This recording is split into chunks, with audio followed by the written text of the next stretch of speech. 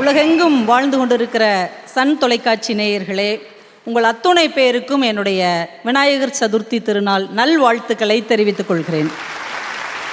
ஐயா எதிரணியிலிருந்து புலவர் ஐயா வந்தாங்க. சரி, அவர் என்னமோ ரொம்ப பரிதாபமாக இருக்காராம், நாங்கள்லாம் மீனாட்சி மாதிரி இருக்கிறோமா. பரிதாபமாக இருக்கிற புலவர் ஐயாவை கொஞ்சம் பாருங்கய்யா, எல்லாரும் அவரை கொஞ்சம் ஜூம் பண்ணுங்க.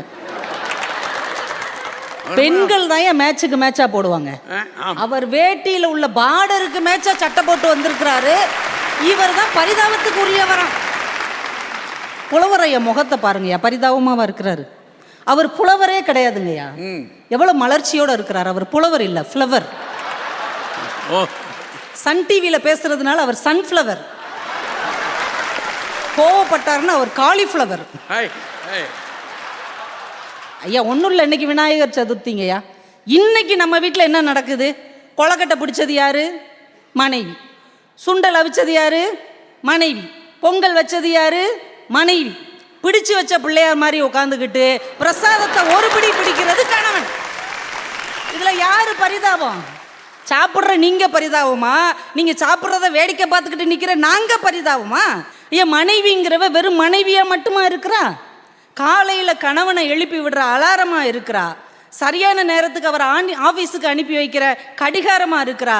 என்னென்ன வேலையை செய்யணும்னு ஞாபகப்படுத்துகிற ஒரு டைரியா இருக்கிறா. என்னைக்கு என்ன ஃபங்க்ஷன்னு சொல்லி கொடுக்குற ஒரு கேலண்டராக இருக்கிறா. ஆக மொத்தம் ஒரு மனைவி தான் கணவனுக்கு சம்பளமே இல்லாத ஒரு அசிஸ்டண்டாக இருக்கிறாங்கய்யா. நாங்கள் தான் ஏன் பரிதாபத்துக்கு உரியவங்க. இப்படிப்பட்ட மனைவிக்கு கணவன் என்ன செய்கிறாரு? ஒரு 500 ரூபாய்க்கு சேலை வாங்கி கொடுத்துட்டு 5 பவுன் நகையை ஆட்டை போட்டு போயிடுறாரு. அடகு போன நகை என்னைக்காவது வீட்டுக்கு வந்திருக்காயா? வரும், ஆனா வராது. இந்த பரிதாபத்தை எல்லாம் நாங்க தாங்கிக்கிட்டு சிரிச்ச மாதிரி இருக்கணும். இவங்க இப்படி வந்து சபையில எங்களை அசிங்கப்படுத்துவாங்க, அதையும் நாங்க கேட்டுக்கணும். என்னங்க இது அநியாயமா இருக்கு ஐயா. கல்யாணத்துக்கு முன்னாடி இல்லைங்க ஐயா, எனக்கு என்ன பிடிக்கும்னு எனக்கு பிடிச்சதா பார்த்துட்டு வந்து எங்க அப்பா வாங்கி தருவாருங்கய்யா. நான் சாப்பிட பிடிக்கலன்னு சொன்னால் கூட எங்கள் அம்மா எனக்கு ஊட்டி விடுவாங்க. பிடிக்குதோ பிடிக்கலையோ எங்கள் அண்ணன் அவனுக்கு எது வாங்கினாலும் எனக்கும் ஒன்று வாங்கிட்டு வந்து கொடுப்பாயா. அப்படி ஒரு இளவரசி மாதிரி எங்கள் வீட்டில் இருந்தோங்கய்யா. ஆனால் என்னைக்கு மனைவியாக இவங்க வீட்டுக்கு வந்தோமோ மற்றவங்களுக்கு பார்த்து பார்த்து பார்த்து சமைச்சி பதறி பதறி பரிமாறி கொடுத்தா கூட நாங்கள் சாப்பிட்டோமா இல்லையான்னு பார்க்கறதுக்கும் கேட்கறதுக்கும் கூட இந்த வீட்டில் ஒரு நாதியும் இல்லாமல் போயிட்டோமே. நாங்கள் தான் ஏன் பரிதாபத்துக்குரியவங்க. என்னம்மா பிள்ளை ஊட்டி போடுறதுக்கு முன்னாடி 2 பேரும் பக்கத்தில் தானே உட்காந்து சாப்பிட்டுருப்பீங்க. என்னம்மா நீங்கள் இப்படி சொல்கிறீங்க? ஐயா எங்கள் சாப்பாடு என்ன தெரியுமா ஐயா? நாங்கள் என்ன சாப்பிடுவோம் தெரியுமா ஐயா? இங்கே உள்ள பெண்கள்கிட்ட கேளுங்கய்யா.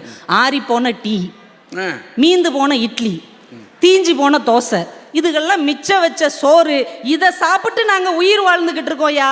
அடுப்பங்கரையில் அடிமை பெண்ணாக நாங்கள் வாழ்ந்துக்கிட்டு இருக்கிறோம். இவங்களாம் ராஜாதி ராஜாவாக உட்காந்துருக்காங்க.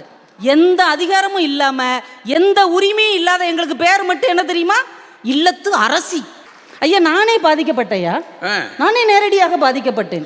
கல்யாணமான புதுசுல இந்த பட்டன் மொபைல் தானங்க இருக்கும். என் வீட்டுக்காரர் எனக்கு கால் பண்ணும் போது ரிங் டோன் வச்சிருக்காரியா. நான் கால் பண்ணா நாய் குலைக்கிற சவுண்டு வச்சிருக்காரியா. நான் ரொம்ப நொந்துட்டேயா. நான் பரிதாபமாக அவர்கிட்ட கேட்டேன், ஏங்க இந்த சவுண்டு வச்சிருக்கேன்னு. இல்லைம்மா நீ ராஜபாளையத்துக்கார பொண்ணு இல்லை, அதனால சிம்பாலிக்காக வச்சிருக்கிறேன். நல்லா ரொம்ப போயிட்டேன். எவ்வளவு பிரியம் இருந்ததா அப்படி வச்சிருப்பாரு. யாரு பரிதாபம்? ஒரு சண்டன் வந்தா கூட இவங்க சட்டையை போட்டு வெளியில போயிடுவாங்க. அப்ப கூட வீட்டில் நாங்கள் சோகமா தான் ஏன் உட்காந்துருப்போம். எப்ப கணவன் வீடா அது உங்க வீடாப்பா?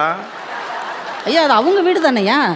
அவங்க வீட்டுக்கு தானே நாங்க கல்யாணம் ஆகி போறோம். ஆமா மாமியார் கூட இருக்கீங்க. ஆமாங்கய்யா. என்னடா இது புதுமையா இருக்கு. நம்ம வீட்டுக்காரர் எப்படி இருக்காரு தெரியுமாயா?